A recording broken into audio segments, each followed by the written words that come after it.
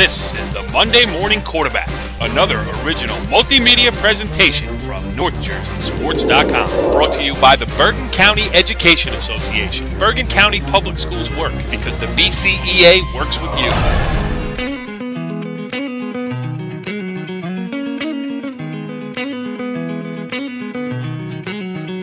Back on the Monday Morning Quarterback, NorthJerseySports.com's original multimedia series talking all things North Jersey football. This is Season 2, Episode 2, and it's a big one.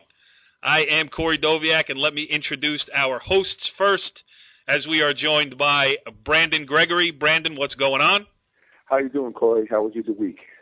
It was great. I saw some football. I can actually talk about some things from firsthand knowledge rather than what I read all over the place. I got my eyes on some players, so that was fun. And we'll do it here also with Jimmy Avatabile, who was pressed into service this week. Jimmy, back in the press box, huh? Yeah, moved back into the press box. It's not the game I wanted to be at. Obviously, the big Pascack Valley Montclair game was where I wanted to be, but got to take care of business sometimes. Yeah, sometimes you got to work your way up, Like, you can't go right to being Phil Simms. Sometimes you got to be, Ted Robinson first. or Eli Manning. Yeah, that is not a great assignment nowadays as we tape this just a few minutes after the Giants' latest debacle here this season. But we got big things coming up on the show this week. None bigger than an appearance by St. Peter's Prep quarterback Brandon Wimbush, he of the Marauders who took apart Bergen Catholic on Thursday night down in Caven Point in Jersey City, running clock and everything else. I mean, it was a really impressive performance, not only for Brandon, but also for the St. Peter's Prep Marauders. So it's going to be interesting to get his thoughts here on the weekend after that big win. On Friday night, had a great time. I was out at New Milford High School where they retired the number of Ed Marinaro, the former, obviously, New Milford alum who went on to play at Cornell, finished second in the Heisman balloting, then went on to play 6 years in the NFL, and then on to a great acting career, including the role as the head coach on Blue Mountain State. Either of you guys ever watched that show? No. I knew, Brandon, I knew the answer to that for you because that would take some technology and getting things to work properly to get that, paid television working. So, but I thought, Jimmy, maybe Blue Mountain State you would have liked. I'm a Hill Street Blues guy, Corey. Right. He was great in the Hill Street Blues. I remember it, too. I'm not sure how much of the listening audience does, but I got some sound that we'll talk about with Ed Marinaro. I got an interview that I taped with him on Friday night. We'll play a little bit of that later on in the show. And the really good news is, being that I am a Palisades Park and Leonia, I graduated from Leonia High School, also went to Palisades Park High School. They are a combined football program, and they won that game on Friday night. So it was perfect. Got to meet Ed Marinaro on one side. On the other side, I got to see the hometowns win a football game. So that was good, too. Brand, how about you, just looking around the, obvious games from the week? Let's talk a little bit about the week that was here. Anything pop out to you as far as games that you saw or scores that you saw? Yeah, like we mentioned off the air, the Pascack Valley Montclair game with Pascack Valley winning in convincing fashion, and they played, obviously, a great game. They ran the ball tremendous with Cortez and Swatik. They both did a good job, and Craig Nielsen he's picking up from where he left off last year, and that win by Pascack Valley is a huge PowerPoint win. I know it's early to talk playoffs, but if things go well, Pascack Valley has put themselves in a good place to be successful in Group 4, Section 1. Absolutely. Jimmy, give us one game that stood out to you, and then we'll jump right to Brandon Wimbush, and we'll do more of this after we get to that interview. Well, I think obviously the total domination of St. Peter's Prep on Thursday night against Bergen Catholic. Bergen Catholic was never in the game, and obviously the skilled kids of St. Peter's Prep were on display. Corey Cattle, Gray, the wide receiver, obviously Brandon Wimbush, who had a tremendous game. And just the relatively ease of St. Peter's put in that game, and as he's mentioned, it was 49-0. The score wound up, 49-20, but that was all garbage time, and certainly they've stamped themselves, right up there with the Paramus Catholics and Don Bosco for that, non-public Group 4 title. it should be an interesting season. Jimmy, you have learned well at the knee of Larry LaFreary and John over there at WCTV, because that was the perfect segue. I ask you what game, you talk about that game, and we have a principal from that game. Brandon Wimbush, the senior quarterback for St. Peter's Prep, joins us here as our first official guest on the Monday Morning Quarterback for 2014. First of all, Brandon, thanks for joining us here on the show. No problem. Thank you for having me. Well, it is our pleasure, and, I guess the first thing I want to ask you here is, before we get into the game that you played against Bergen Catholic, which was brilliant, just the atmosphere. Caven Point, Thursday night, you've gotten a lot of attention locally, regionally, but then ESPNU shows up, and it's a whole different ball of wax. I mean, could you feel the energy rise a little bit? Just talk about the atmosphere of that game. Yeah, the atmosphere was crazy, and that's what we wanted it to be. And coming out with my team, we knew what we were up against, and Coach Hansen let us know that we were up. They put us up to fail, really, because they ranked us so high, and coming out there playing a national ranked team, they set us up to fail, really. So we knew what stage we were on, and it was an awesome atmosphere, and the fan support was great. And then to get off to the kind of start that you got off to, I mean, Bergen Catholic struggled a little bit this year, a good win in their opening game, and then you threw a running clock on them. So it couldn't have gone much better than that. I mean, talk about the execution and what went right for you. Yeah, my offensive coordinator does a heck of a job preparing us during the week pregame, and so we actually run like our script for the first couple of series early in the week during practice. So that just gives us gets us on the rhythm. You know what I mean, to go out there and know what we want to do exactly right away, right off the bat. And like I said, we came out there and we took care of business early, executing as much as possible. Go ahead, Brandon Gregory. What do you got for him? Hey, Brandon, how you doing, buddy? I'm all right. How are you? Very good, sir. Watching you in the first half, you went 9 for 10 for 124 yards and 3 touchdowns.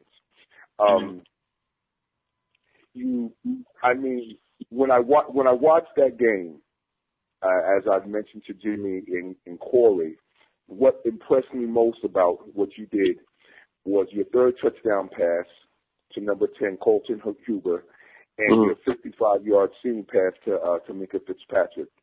Those two passes showed me that you have a good arm, a great arm, and your ability to understand what is happening out there. How has your progression from your junior year to your senior year improved?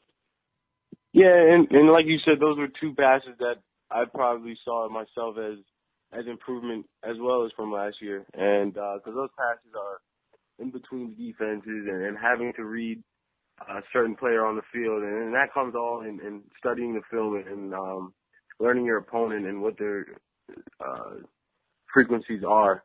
So I would say just getting in the film room more often is probably my biggest improvement from last year, and building that chemistry, obviously, with those guys, Minka and Colton, which are 2-year starters, both of them.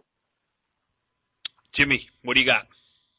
Brandon, congratulations on an outstanding effort the other night. Thank you. When we previewed the game, we mentioned 3 key factors: the ability of Bergen Catholic to protect Garantano and give him time. Obviously, you harassed him all night, your defensive line.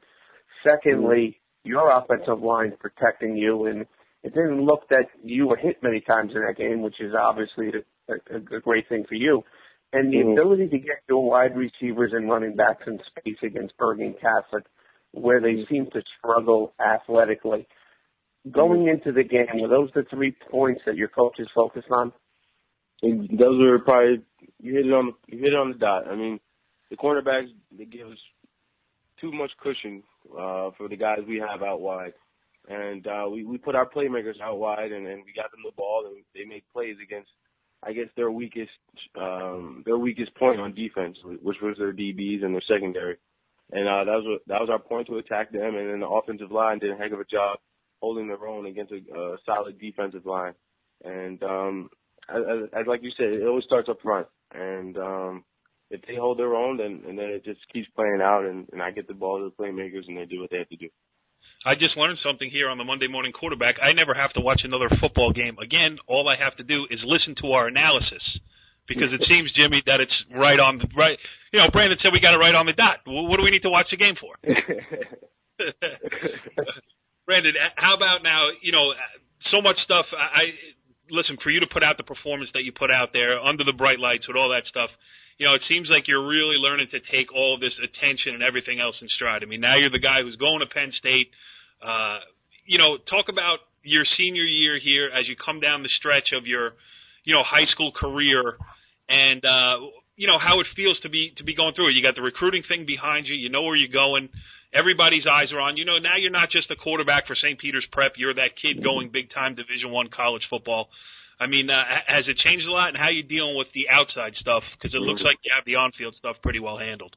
It's an awesome experience. It's one experience that I would go through multiple times, and it's an honor and a blessing to be in my position. And all I'm really focused on right now is getting my team to a state championship and doing what I can for them to get back to where we were last year and actually win it. That's really what's pushing us this year at my team, and we've been motivated since January 6th. We've been back in the weight room, so that's our goal, and we just want to be as successful as possible and get it done this year. Yeah, Brandon, you got something else for him? Yeah, I have one more question. With the stats that you put up the last game, Brandon, you were considered, with all the way that they do, all the calculations, you had a perfect quarterback rating that you can have as if you were a big-time quarterback in the NFL or in college football with a 158.3 rating.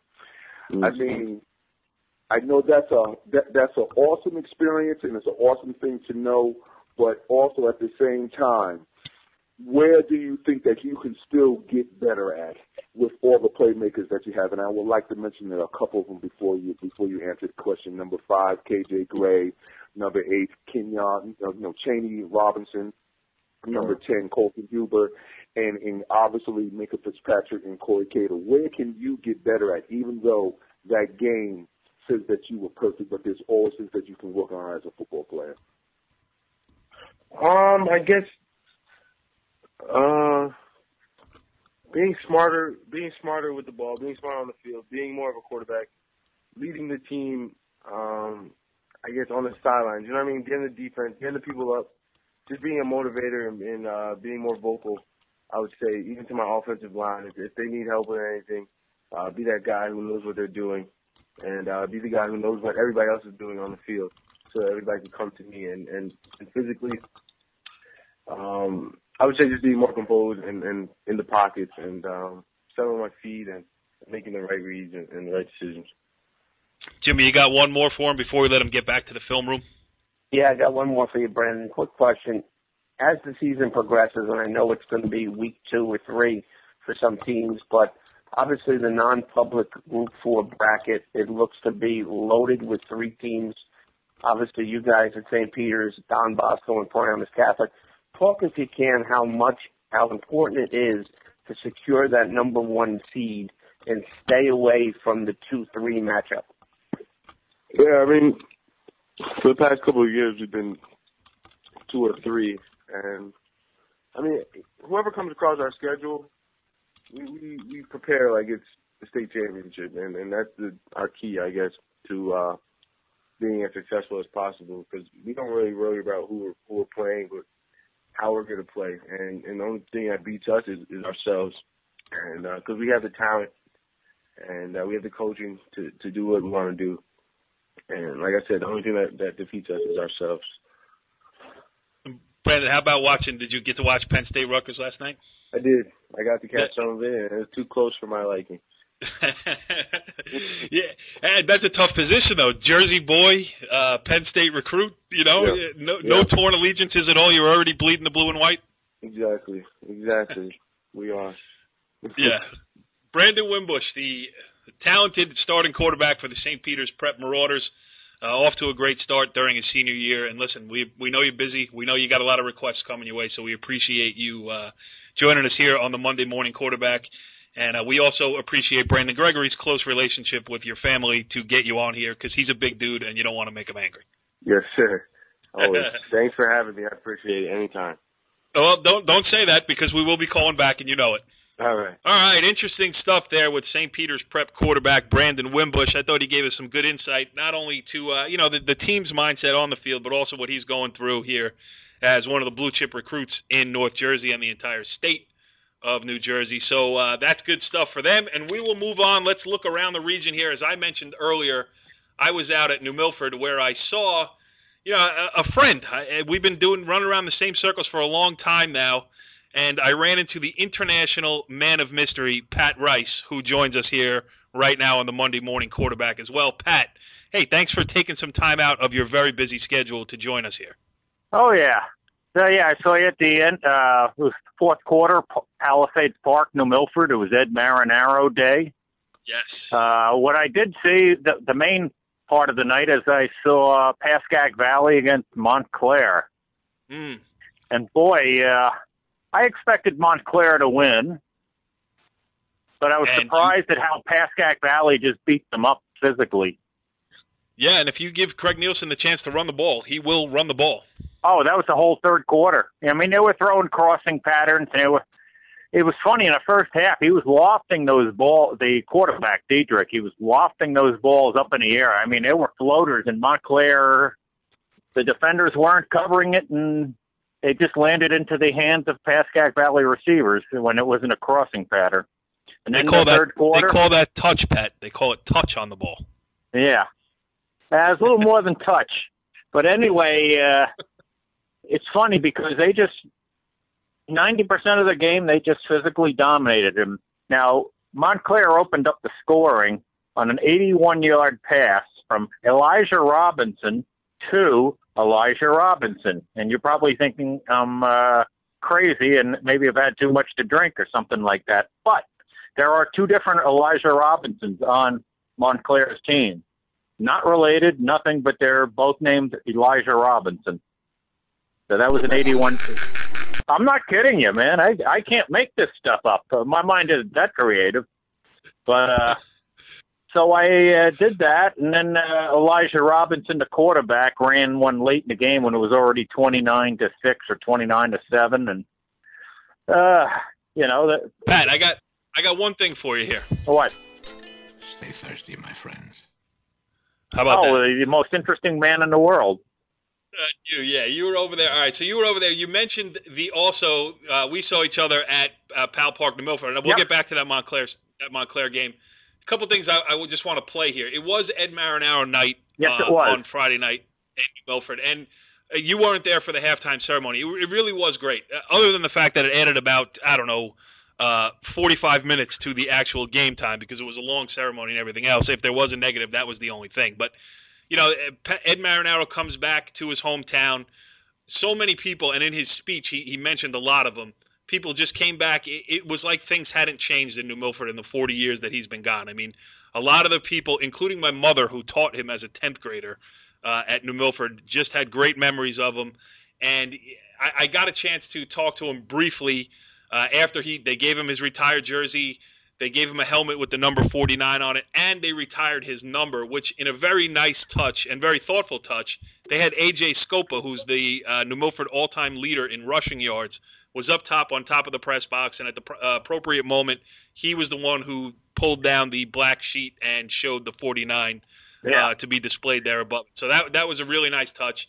Ed Marinaro was clearly touched by the sentiment of all these people, and let's take a listen to what he had to say about the emotions that came to him on Friday. So, an assault on your senses when over 40 years of your life, past, class of 68, and to have so many people who I went to school with, played with, and to all of them showing up tonight, it's just, it's really flattering. And again, it's just, I didn't prepare anything to say because I really wanted to just kind of say what was coming out of my heart. And this doesn't happen very often in somebody's life. And, I've been recognized and honored in many places throughout the years, but to come back here and see the genuine pride that they have in me makes me feel so good. Yeah, I would imagine. And do you have like a specific memory of an on-field thing, or was it like the bus rides, or you know what I mean? When you think, first thing that pops in your head when I say high school football career. You want to know what I think about my freshman football team? Was undefeated. We were 6-0, and we scored over almost 200 points in 6 games, and we gave up 12. We had a great team, and all these guys, a lot of these guys who were on that team are here tonight. So that was kind of cool. And Jimmy, I think that touches on something that you and I talk about a lot. Is, you know, the way high school football is going nowadays, at least at the higher echelons, it's all about getting to the next level, getting to the NFL. You talk to Ed Marinaro, who's one of the greatest football players in the history of Bergen County. Guy almost won a Heisman Trophy, went on to play in the NFL, and for him, it was his freshman team that was 6-0. So it's not all about the glory. Sometimes it's about the bus ride, you know, on 8 o'clock on a Saturday morning to go play at, I don't know, Cresskill. You know? Right. You know, it's the old saying, you'll never remember who you sat next to in biology class, but you'll always remember who you played with on the court or the diamond or on the football field, and that's a perfect example. Yeah, good dude, Ed Marinaro. Gave a great speech, and as I mentioned earlier in the opening of the show, the better news for me was that my dual alma maters, Pal Park and Leonia, came out with the win. And Dave Schumann, who's just, you know, one of the most underrated coaches in all of North Jersey. Very few people know how far Pal Park and Leonia had to go to get back to respectability. 2 years ago, they make a state sectional semifinal. Last year, they play in the final at MetLife Stadium. And now this year, they come in with a quarterback, Adiyami Da Silva, who's already got a scholarship in hand to go play at Villanova. So, I mean, to say that times have changed around the Palisades Park football program are crazy. The question I asked Schumann, and it goes a little, it's about 45 seconds long, the clip here, but the question I asked him, is it hard when you have a kid like Adiyami Da Silva to just fall in love with him, and you can take and give him the ball all the time, and you know, maybe get away from spreading things around, and we can hear what Dave had to say. How hard is it not to, when you have a kid like Adiyami, to not fall in love with Adiyami? You know what I mean? I know you send it back to your running back, but, you know, because, you know, you're a coach, it's your best player, give him the ball and let him go. That's what I do. So, right. So it's hard. Sometimes, it's hard. I mean, I think sometimes it's tough on him because that's kind of how I am as a person. That if I think I got someone that's really good and you know, I expect him to be able to step up and make everybody better. And I think he's really learned to do it. Last year, we had a lot of weapons all over the place, and we have some very solid players, but he's grown up a lot, and they're kind of expecting a little bit more out of him this year. And, you know, the ball's going to be in his hands. I mean, that's just how it's going to be. Can you hear that? That's Pal Park football fever, Brandon. I mean, have you caught it yet? Not yet. I'm working on it. How about you, Pat? Are you a huge Pal Park football fan? Yeah, I mean, hey, anybody who can do well, I'm for it. But you know, I've met Dave, a good guy. Billy Wild is a good guy. So my thoughts are going to that game late in the game. Remember when I said I was going to go over to the other side, the Milford, and I was pointing out where Ed Marinaro was. I said the one thing I thought is, man, he is taller than I thought he was. But you know, I didn't. Yeah. I'm not going to run up and be Mr. Celebrity crazy, but if I had the chance to talk to him, I said, you know what it was? When I think of Ed Marinaro's football career at Cornell, I was in the 8th grade when he was second in the Heisman to Pat Sullivan. And I thought, you know, he shared, now that I think of it, he shares a place with Bruce. Between he and Bruce, you know, they made it cool to be from New Jersey. And it's the fact that he was from New Milford, you know, only a few towns away from Emerson, where I grew up. You know, that was pretty cool. And then about a couple of years later, you know, Bruce comes along, greetings from Asbury Park, all that stuff. And those are probably the two guys who made it cool to be from New Jersey for me. And I loved the show Hill Street Blues that he appeared in. You know, Officer Joe Coffey was a great character. I enjoyed the whole show, everything about it. That's what I think of. Jimmy, don't you think it's Pat Rice that makes being from Jersey cool? Oh, without question, there's no doubt about it. He's got his own fan club that he doesn't even know about. But you know, I am the ultimate Jersey guy. All right, let's talk about some other Jersey football here. Let's go around a little bit. We would be remiss if we didn't mention that Don Bosco Prep beat St. Thomas Aquinas 24-7. And Jimmy, I'll go to you first here. when we were talking off the air a little bit earlier, you mentioned that Bosco is back, and this Bosco team seems to be the kind of team that Coach Toll loves to play with. Gives him the kind of tools that he loves to play with. Yeah, if you follow Greg Toll's career for the last 30 years, this was taken right out of the playbook. Don't make the big mistake on offense. Be unbelievably well coached and structured on special teams, and play hard-nosed defense. And you could check the box, those 3 boxes, which usually leads to a win for them. And they're back. I mean, they were down for them the last couple of years. A lot of that had to be losing Jabril Peppers and a couple of those other kids. But, they've stamped themselves right now, and the polls coming out probably tomorrow, a top 5 team in the country. Yeah, and, St. Thomas Aquinas is a big-name school, and, to do it against certain outside competition is one thing. To go on and take on what is a recognized and real heavyweight in national football rankings for a number of years, really says something about how Bosco is performing this year. Yeah, you mentioned, they're 4-0 all time versus De La Salle and St. Thomas Aquinas, and not many people could say that. It's true. Not many people in Florida or California can say that. As Greg would say, it's as simple as that, okay? And he might say it just like that, too. Brandon, Richfield Park 26, Dumont 21, a win in the first game under new head coach at Richfield Park, Pete Kraljic. But, Brandon, I know it's got to be a little disappointing for you being a Dumont guy nowadays. Well, me living in Dumont, yeah, but, it's good to see that Richfield Park started off on a positive note. The coach, bringing in his little system, and hopefully we'll see that Richfield Park is a pretty good team this upcoming year and see what he can do since he's replacing Tony Gonzalez at Richfield Park. Yeah, and, I just thinking right now, I have made a mistake here by not reaching out to get Tony Mottola, the head coach of the Demarest Norseman football team, on. I did a preseason photo shoot with them, and they're down in numbers overall here, and they're working pretty much on a shoestring as far as depth. Any injuries are going to cost them, but for week 1 to go out and open up, I mean, did anybody else eyes open when they saw Demarest 7, Wayne Hill 6? I was like, wow, holy cow. As Phil Rizzuto would say, that was my reaction.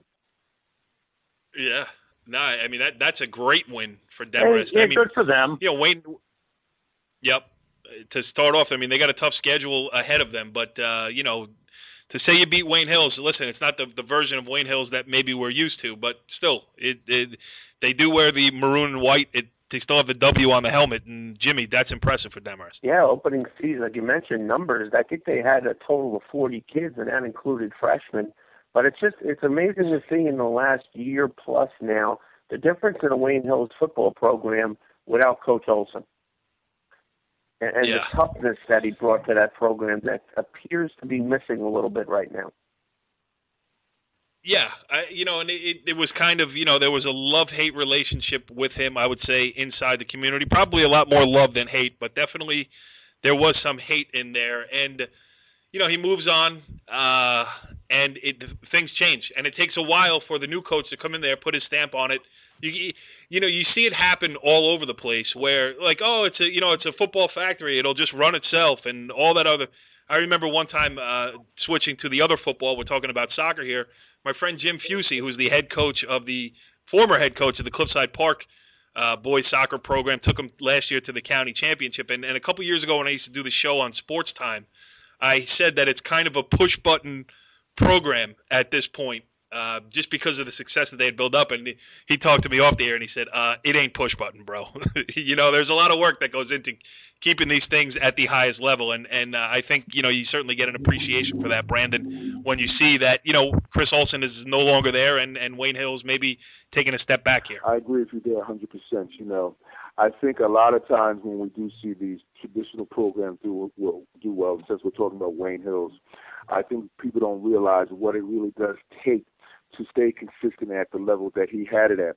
And, it is a love-hate relationship, but now they see that, it's not always so much about the players and a lot with how the kids got coached up, because they probably each year didn't have always the best talent, but the one thing that you knew with the Olsen team that they were going to be prepared And like I always say, conditioning, that's my big thing. I'm a big guy on conditioning, and they were going to be football ready. So, and I'm not saying that they're not now, but there's still things that they need to work on, obviously, up at Wayne Hills right now since Olsen has left.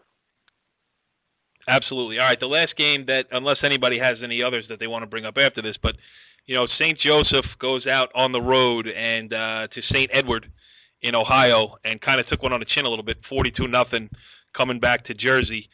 Jimmy, listen, St. Edward is another one of those national programs, so to lose to them on their home turf is not it's not a shocker, but 42-0, did that surprise you a little bit? It didn't necessarily surprise me, other than it was St. Joe's, and you look at the score 42-0. But St. Edward's is a senior-dominated team with a lot of experience, of going up against the St. Joe's team with not a lot of experience, and a team that's trying to find their own identity with a new coach and a lot of new starters. So I give Coach Augie Hoffman a lot of credit for scheduling a game like that, knowing that might happen to him.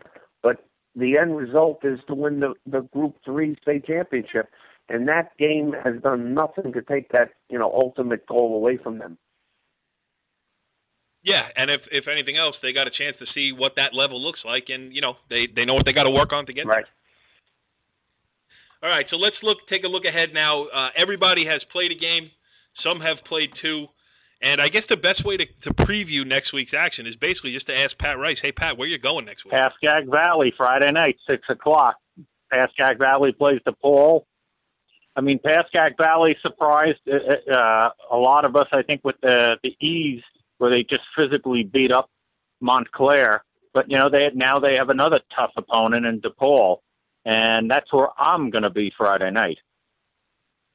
Yeah, I think that's the game. There are a couple other interesting ones, too. When you look at Union City against Montclair, as Jimmy said off the air, it kind of takes a little bit of the luster off of that one with the way Montclair went down this week. But still, Jimmy, those teams should be, or very potentially could be, the 2 teams left standing in the North 1 Group 5 state sectional final at MetLife Stadium. Yeah, I don't think there's any question. I think, Union City, Montclair last year was a barn burner. I think, the score was like 42-37 or something last year.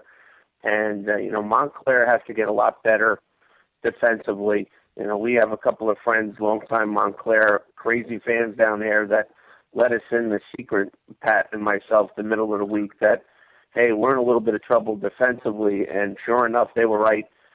Union City comes in with a lot of experience, Division I linemen, some skilled kids that are Division I kids, and right now they have to come out with the win on Saturday. Yeah, absolutely. Yeah, I think that they got Gonzalez, the tackle, going to Penn State, and they have I think it's Daquan is the first name. Kelly is he's a wide receiver safety. I mean, he's a special talent, but they do hit. They're very physical. I watched them. They stood up to Bosco. It was 28-7 after 3 quarters. I mean, the Union City touchdown was Kelly intercepting a pass and returning it. But at the same time, I was impressed with the way Union City stood up to Bosco. And I heard their scrimmage with Joe's was very competitive. And, when people ask, how Joe's not do well against Montclair, I heard it was very only a matter of a few days right after Montclair, and Union City put a physical pounding on Joe's. Interesting stuff there. And another one that sticks out to me is Paramus against Teaneck. Teaneck coming off a big win this week. They lost an opening week to Riverdale, and they put it together now. For one, it makes Riverdale's win look that much better, but also now here Teaneck, not as dire as it might have been, Brandon. I'm sure they would like to have Mr. Wimbush, our guest from earlier on the show, maybe still wearing the blue and white, but that's not going to happen. But still, it looks like Teaneck can, do some good things this year. It's not all doom and gloom. Most definitely. Teaneck always has some pretty good athletes. Their quarterback is actually a 3-year starter, Elijah Bethea. So, that'll be a good game. But, and I'm now that you mentioned this thing about the games on the schedule, I may end up going to that game myself just to see where Teaneck has progressed going into week 3 and to see if they can be prepared to play a Dan Sabella football team at a Paramus. Because, like I said, if they put up a good showing there, then that means that their growth and development underneath their new coach, Scenic may be something to reckon with this year. So that probably is a good game to go check out, and that's where I'll probably end up going this weekend. Well, hopefully, Brandon, you will have your recorder working. We'll get some sound from that game. I will be out. I'm not sure where I'm going. Jimmy and Pat will be doing their usual routes. I hope Jimmy will get his recorder out as well. We will get some more sounds. We will get some guests. We'll check some scores. We'll make some phone calls. So we'll have a lot more for you next week here on the Monday Morning Quarterback. I just want to end by saying from everybody at NorthJerseySports.com and really everybody in the North Jersey sports community, our heartfelt condolences to the Gary Mioli family, the longtime head coach at Park Ridge High School. To read of his passing was very sad just because, I'm a small school guy and I know the connection that coaches like that who have spent a long time in one place, I know the connection that they have with the community, and to lose them so unexpectedly like this, it certainly sent a shockwave through the community. So rest well, Coach Mioli, and you will be missed here on the North Jersey sports scene. So that's it. Monday Morning Quarterback, Season 2, Episode 2. Good stuff, gentlemen. Good job this week, and let's get some more stuff out there for next week. Follow the leader.